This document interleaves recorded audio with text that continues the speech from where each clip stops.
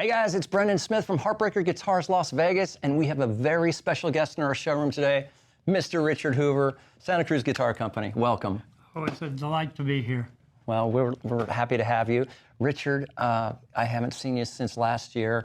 What's going on at Santa Cruz Guitar Company? What's changing? What's new? Tell us what's going on at Santa Cruz Guitar Company. Well, you know, we've spent a career approaching guitar making scientifically, not just recycling opinions, and we made some real breakthroughs. As you well know, one of my career goals is to put what we do using the violin method of controlling the sound of instruments into a scientific vocabulary and developing the mechanisms that'll measure that.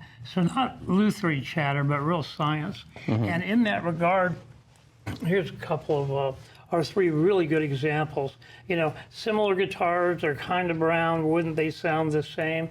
No, by intent, these are supposed to be different voices. And another mythbuster here is the woods themselves contribute to a scale of clarity from warm, blended, round to dark, or to dark to bright, clear, and articulate. And that's one of the things that we measure in our modal analysis. And we can build a guitar that has that, I should say, property of sound, because it's not a quality unless it's right for you. Mm-hmm. So as we listen to these three guitars, we have Adirondack Spruce, Mahogany, and Redwood. And they'll be on a scale of clarity. And if you play these, this will be one that's right for you. Do you think that particular woods, like let's just take Redwood for example, sure. Does Redwood favor a particular body shape? No. Better than another? No. It's like a flavor or a color, and it would be appropriate. There's a lot of myths there. This, you know, pairing of woods, there's rhyme or reason to it, but not how people usually talk about it. It would be like if you're pairing a bright, clear, warm, or bright and clear, articulate with warm and rounded, wouldn't they cancel each other out? Now it's like cooking. It's like putting sweet and sour and coming up with a whole new taste in that. And so it's very common to do that. So it's tough for people choosing a guitar. If you play something that's perfect, you don't need to talk about it, right? That's right. But if you're trying to describe what you want, that's a real important one that we work with. And we do it more by example of having somebody play something, listen, compare it to something else, because none of us truly know how to talk about the sound of our guitar. Yeah. So you got this great example here of three instruments that have three different voices in that scale of tone. Otherwise, the volume's the same, the EQ's the same. With these smaller body guitars, like I noticed, like with parlor shapes, and in this case, this is an H13. A lot of people use these in acoustic for blues. Now, why is that? Well, you know, this is why I can make these generalizations. Tone, that scale of clarity. In the blues, you're looking more for like a warmer, rounder, you know, earthy tone. And you're looking for an EQ that's not boomy, bassy, but you want real good bass presence, you know, because again, it fits with that earthy presentation like the blues or old traditional roots music. So it's got those qualities, and you can manipulate that. Now this is a Trojan horse. You called it a parlor, which is interesting. Because in the back in the day, guitars didn't have to be that big to be heard, because we played in the parlor.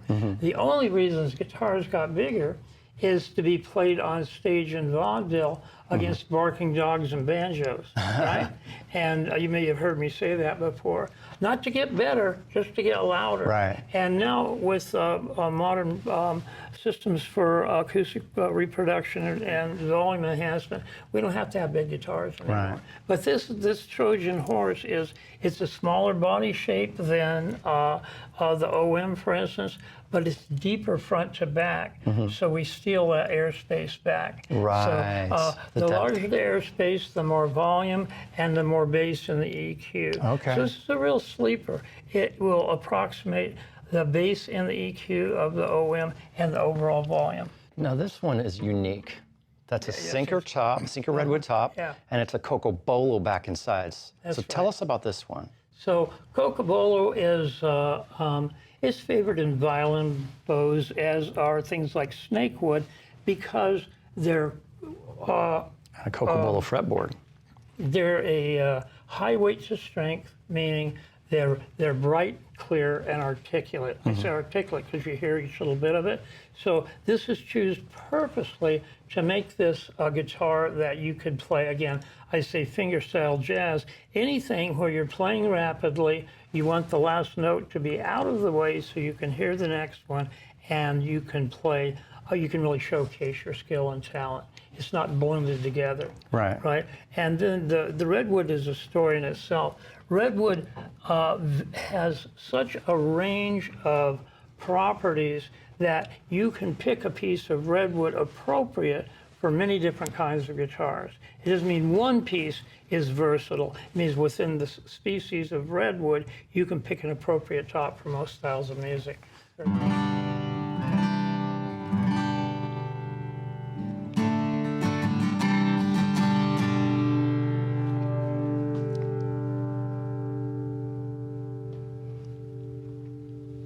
I think you're right on that one. What do you think? Well, that's, you want articulate, you want to be able to hear individual notes, but nothing strident about it. That's super rich, full, articulate. That's a very expressive guitar. Yeah, And it very falls clean. right in the middle of the tonality of these three here. That is really versatile. You play a lot of different styles with that guitar. Okay, so if we play this one, this is, I believe, an Addy top, Jace? It is. Okay, so this is Addy over Rosewood. I'll just strum another G chord so it sounds the same.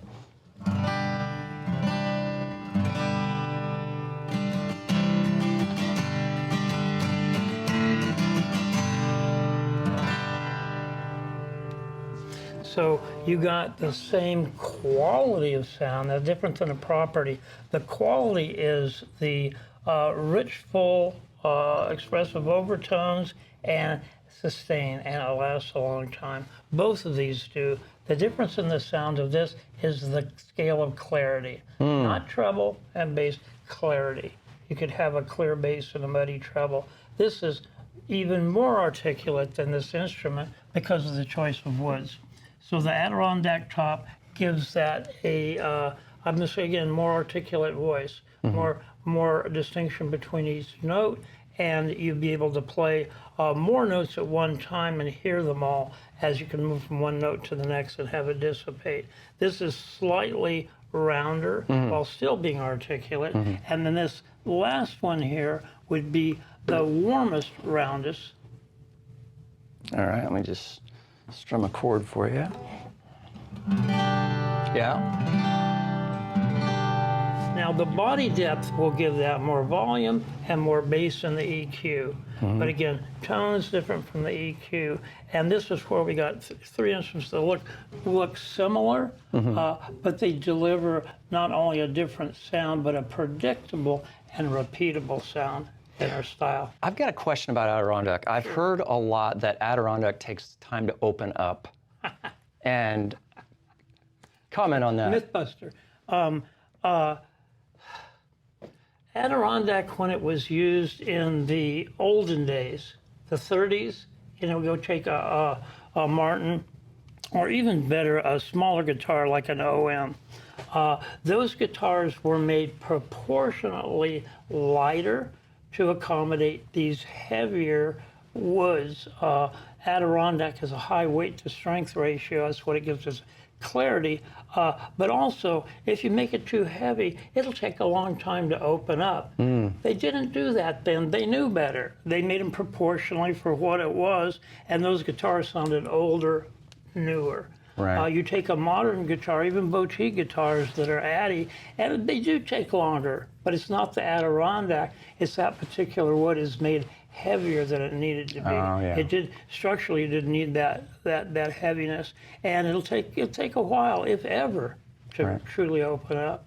So interesting mythology, and if I may, and some people with smaller body guitars, people say like, oh, I played an old Martin 0028. It's one of the best sounding guitars you'd ever heard. But then I played their modern version, and meh, you know, I guess they take a long time to open up. No, what they did is the modern version went through the same settings and machinery as a modern dreadnought. They're just built heavy and overbuilt, right? So if they built the specs they did the first time around, we'd be okay. Right, right. Well, Richard, once again, welcome to Las Vegas. Thank you for coming out. Here. Yeah, and discussing these guitars and educating us. We're going to have plenty more content coming at you from Mr. Richard Hoover of Santa Cruz Guitar Company, mostly on our Instagram. But please like, share, subscribe, comment, and we'll see you in the next video. Thanks, guys.